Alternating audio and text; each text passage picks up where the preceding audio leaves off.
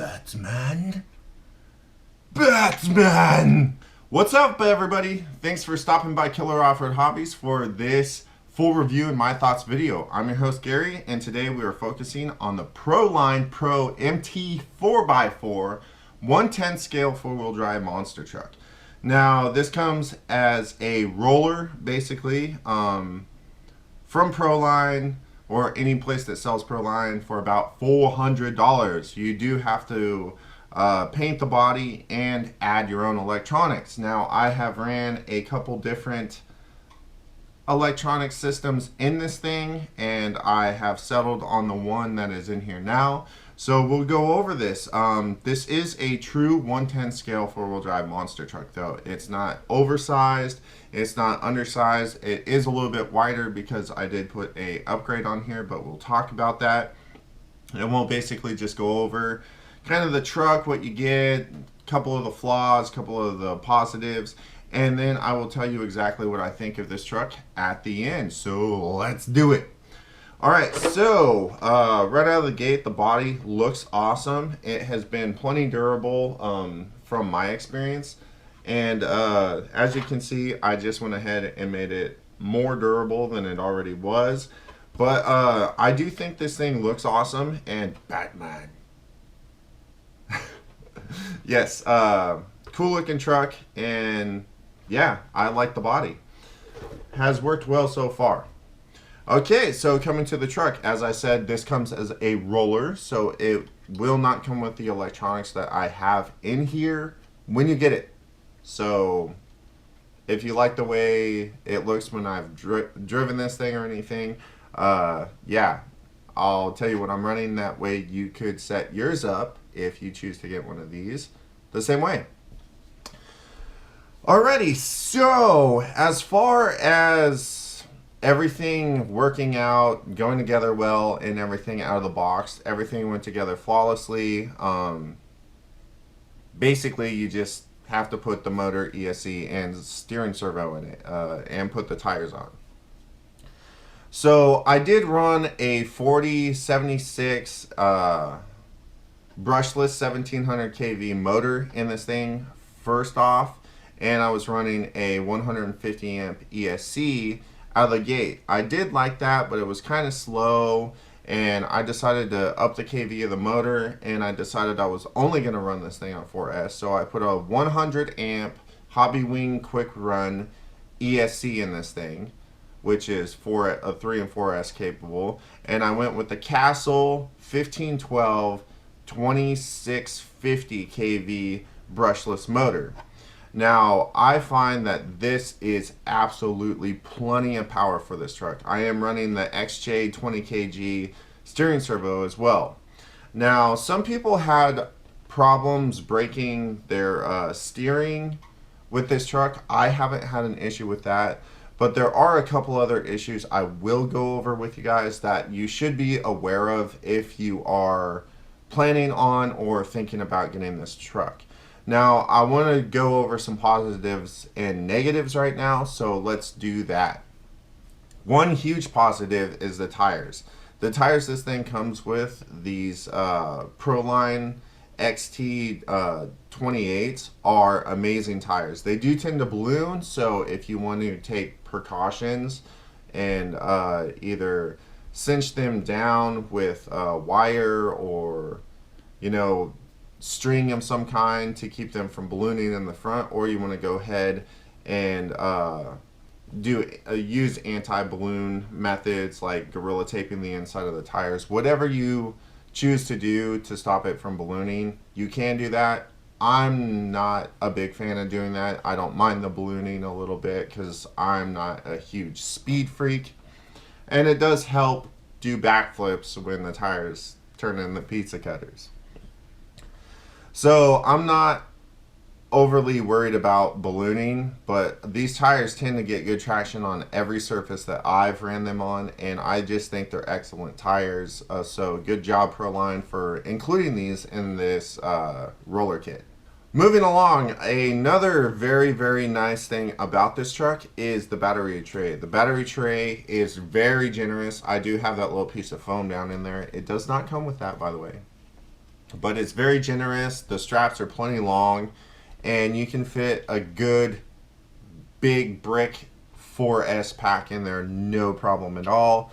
And another thing with space is they do give you plenty of space to run a 1/8 scale 6S capable brushless system in this.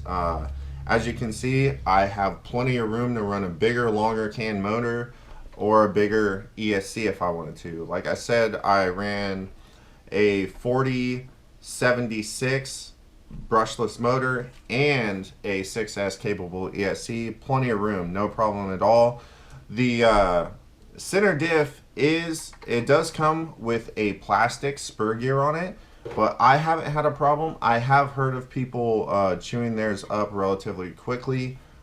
As I said, I haven't had a problem, but I do tend to bash on dirt and loose gravel and stuff like that. I don't do a lot of on-road driving, and that would probably stress that spur a little bit if you choose to drive on the asphalt.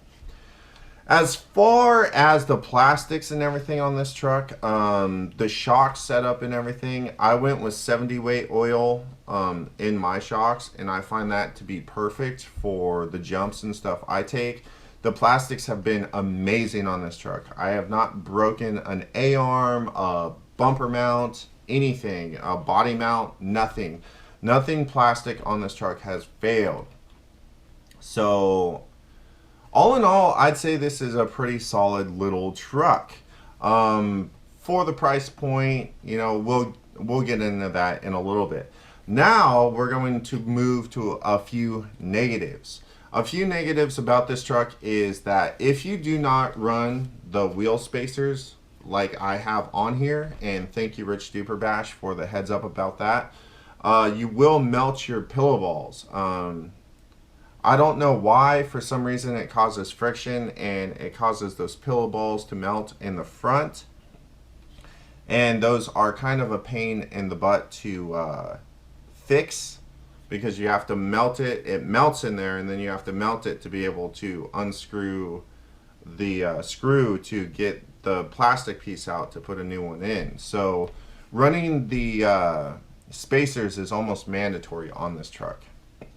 Now, one other giant, huge flaw this truck has is this C brace right here.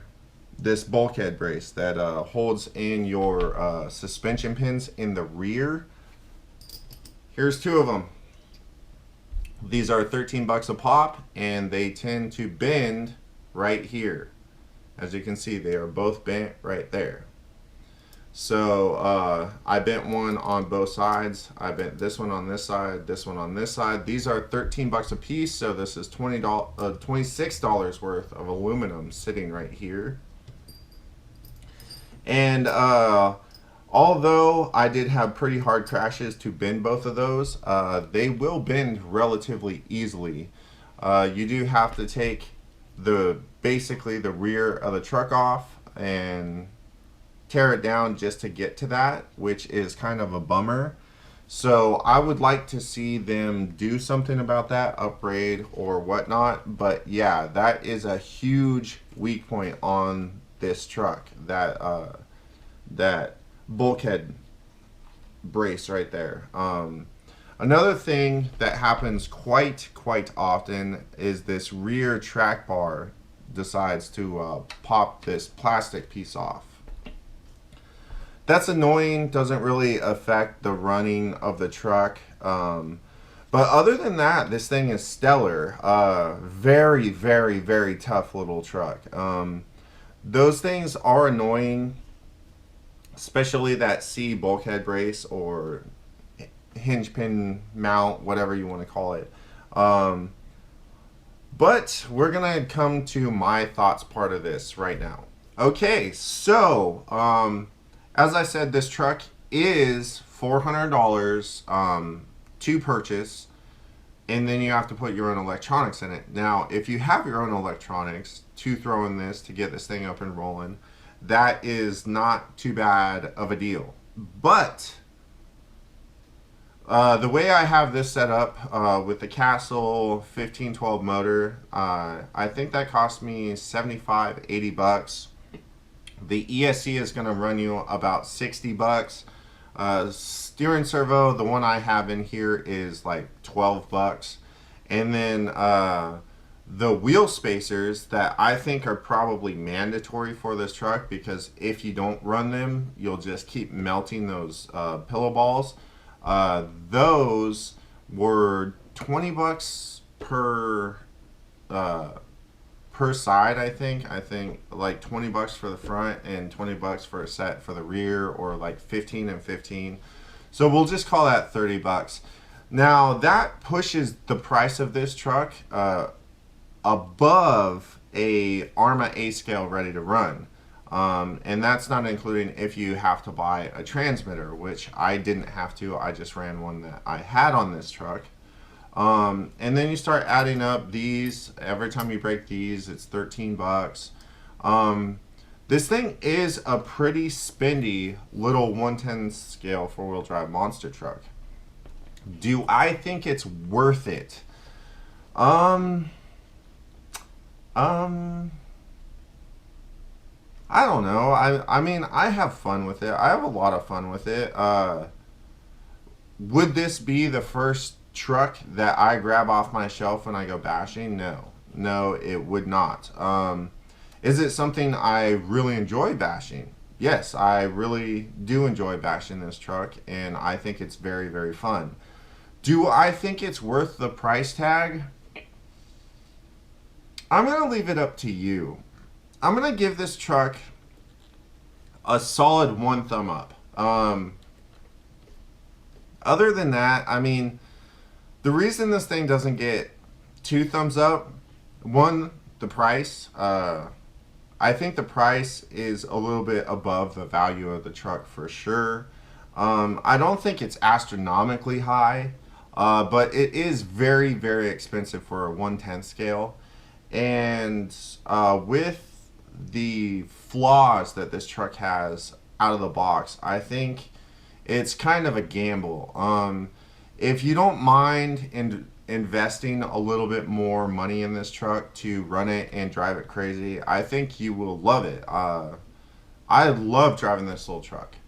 But at the same time, I have more fun driving like an Arma Creighton or an Arma Outcast, and that is going to be cheaper overall than this truck. And the positive thing about that is that those have upgrades. This does not have any upgrades. The wheel spacers come off of a Team Associated RC8T. So, and you do have to drill. You have to get a 1/8 scale or 1/8 inch drill bit, drill out your axles to be able to run those. So it does have to. You do have to do some custom work to this thing to make it basically last longer than one drive, because those pillow balls will melt on you after 1 or 2 drives. You can buy them, they're really cheap. Like I said, they're a little bit of a hassle to change out. But all in all, yeah, I'm going to give this thing 1 thumb up. I think it's fun. I think it's durable. I think it's tough. I think it will be perfect for some people. I think other people will hate it. I am in the middle. I don't like all the stuff and how much money it costs to make this thing as fun as it is right now. But at the same time, as fun as it is right now, it is a very, very fun little truck to drive. And on the hindsight of that, will I be keeping this thing? Most likely. I will most likely keep this thing because I don't think I will be able to get the money out of it to make it worth my while to sell it, because after using it and bashing it and people not being happy about the $400 price tag right out of the gate just to buy it as a roller, I don't think I'll be able to get enough money out of this thing as a used RC to make it worth my while to sell it. So I will probably be keeping this thing, and you will probably see it on my channel in future videos. All right, everybody, I hope that was informative and or entertaining for you. If it was, please smash that thumbs up. If not, don't be shy about smashing that thumbs down. If you're new here, go ahead and subscribe if you feel like it, and check out that description. There's a bunch of cool stuff down there. You can get Killer Off-Road Hobby shirts, sweaters, towels, wall tapestries, coffee mugs, and you can get in on any ongoing or upcoming raffles. Look for that as well. And hey, if you want to help support me and support this channel to keep cool stuff like this rolling through here, go ahead and become a Patreon, and I really appreciate it. Thank you everybody for watching, and as always, get out there, get an RC, go have some fun, and we'll see you right back here on Killer Off-Road Hobbies on our next video. Until then, you guys take it easy. Peace!